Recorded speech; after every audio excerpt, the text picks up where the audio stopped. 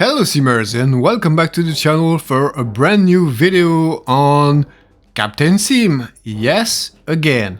We all know the reputation of Captain Sim and the choice was hard because as you know they already made a C-130 without a cockpit, and personally I don't think it's right to not even give a discount to those who bought the previous model, which wasn't that great anyway.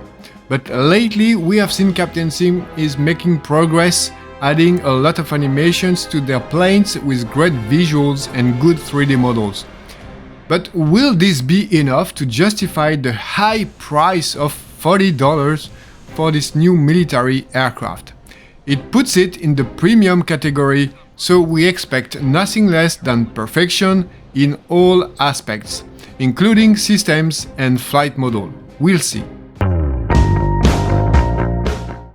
Yes, when we enter the cockpit, it's impressive. Lots of detail, very good 3D modeling of the objects, good textures everywhere, and the wear effects are well done and realistic. Some might regret the choice of model. A C-130J would have been more appreciated, I think. But that's another debate. Here, if we are judging purely on the quality of the graphics, we are at a very high level. I would say almost we are approaching the level of Asupoli and PMDG. Not quite yet, there are still one or two details that could be improved. And let's take a minute to finish to really complete the tour of the cockpit, because I know it's very expensive add-on, so I want to give you in this review a bit more time to have a more deeper look of everything.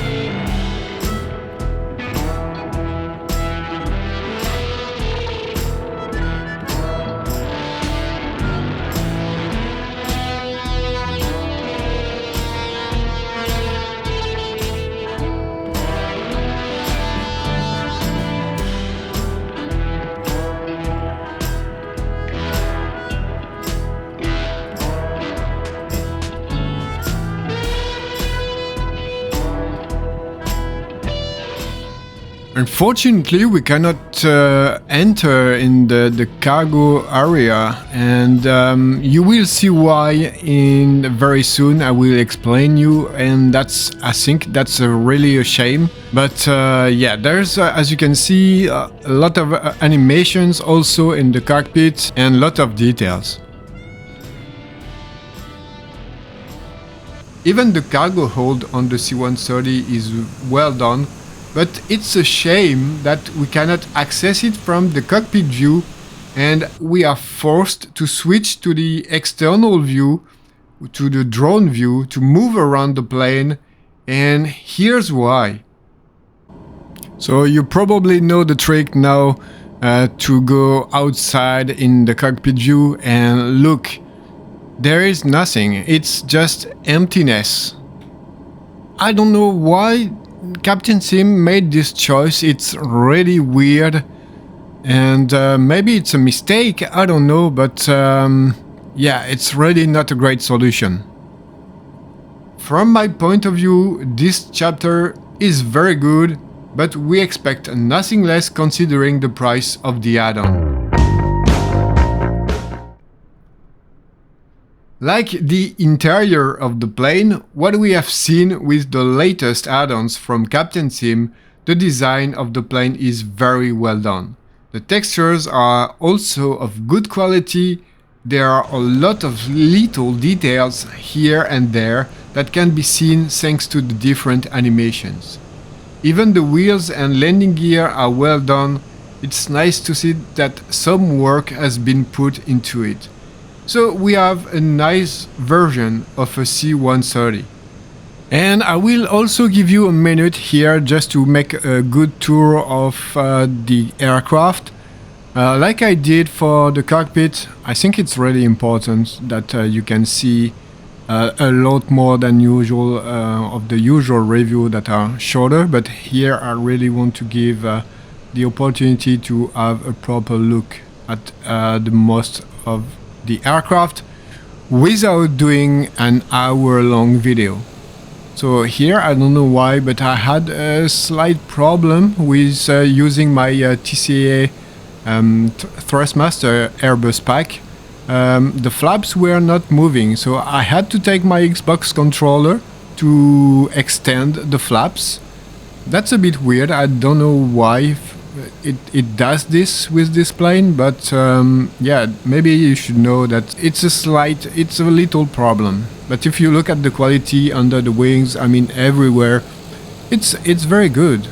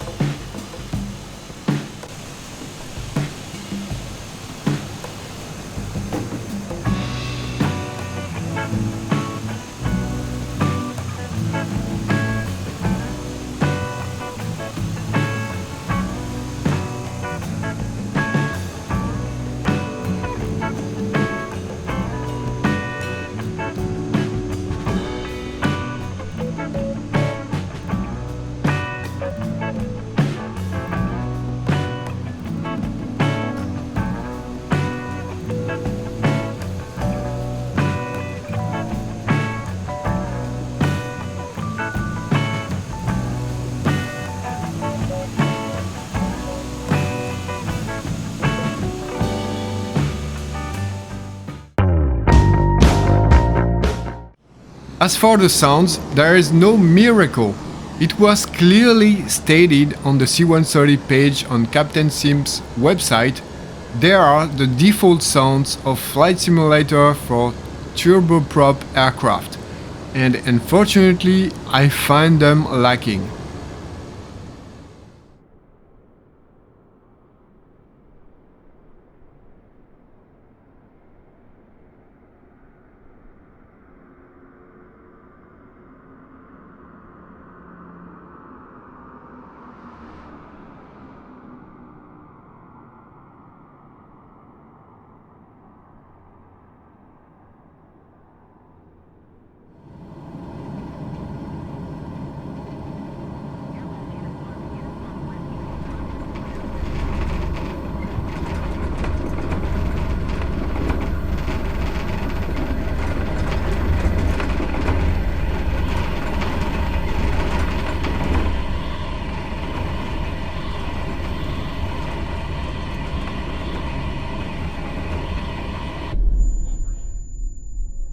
Stock turboprop sound set that sounds like the C-130 thanks to the custom flight model. No. We saw this recently with the Bronco. Each aircraft has a little specificity, and here you don't hear much in the cockpit, and externally, well, you don't hear the power of the C-130's engines at all. For me, sounds are very important. They give the soul of the plane, and here it's clearly a big negative point. However, I like the sounds in the cockpit a lot. I don't think they are standard. The sounds you hear when you exceed the maximum speed are really nice. I will let you judge here. Overall, I find the sounds too muffled. As for the animations, here we can say it's almost flawless. Captain Sim once again shows his mastery in this chapter with an impressive amount of moving parts. But there is a major criticism for me. Maybe I didn't find how to operate it properly yet, so if it's the case, let me know in the comments. But you can't open the ramp when flying. I mean, that's madness. How is it not possible? Maybe because it's actually not rendered in cockpit view, so there is less possibility. But for any meal simmer who would like to fly this plane, this is a massive disappointment.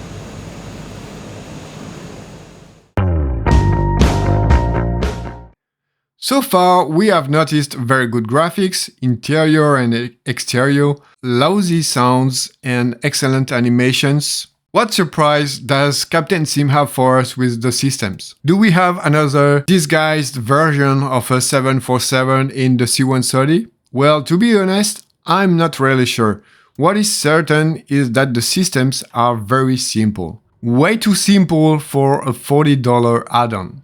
A lot of buttons in the cockpit don't work. Personally, I'm not a fan of study-level airplanes, so this doesn't bother me too much, but not at this price. That's the whole problem. We expect something that has been very well thought with advanced system simulation. Here, even the fire test doesn't work, the oxygen system doesn't work, the circuit breakers don't work, and so on. So, no, I cannot say this chapter is satisfying. Yes, there is an autopilot, an old version like in the DC-6 for example. Okay, they made some effort, but it's not satisfying enough for me. Let's start with a little stall demonstration. So okay, we have a high angle of attack, I'm trying to reduce the speed, and we are at 120 knots now. Of course, I cut the power of the 4 engines, and here we are. That's the stall, guys. At 110 knots, suddenly the plane takes all the controls back and bounce like this. I've tried it several times and it's always the same result. Apart from that, the plane itself is not unpleasant. Whether maneuvering on the ground or in the air, you feel that the plane is heavy. Of course, I cannot tell you if it's realistic because I've never flown a C-130, but at least the flight model made a better impression on me than the KC-46 I recently reviewed on the channel. It seems credible most of the time, takeoffs and landings are easy. I think it will satisfy most people who dare to buy the add-on. Just a quick word about performance, because I was surprised to see that the plane was very demanding with significant slowdown in dense areas. This may explain why it hasn't been released as usual on the marketplace. In conclusion, I would say yes, it's beautiful, yes, it flies well, but for a $40 price, we expect payload management, custom EFB, accurate systems, good performance. 4 points where this new C-130 falls short. You know, I'm just giving my opinion and I will never tell you what to do with your money or not, but in my opinion, this C-130 from Captain Sim is way too expensive for what it does, way too much, especially with performance issues. It would have been a great add-on for half the price. We have seen Miltech offering sceneries, payload management, missions for less than $40. So it would have been a great add-on for half the price. Captain Sim is once again too greedy in my opinion. Thanks for watching. As always, remember to add a like, subscribe, turn on the notification, it really helps the channel. The more it grows and the more opportunities I will have to review things for you like now, and it makes me happy. A special thanks to Reaper for his help with this video. Have a great day and bye bye.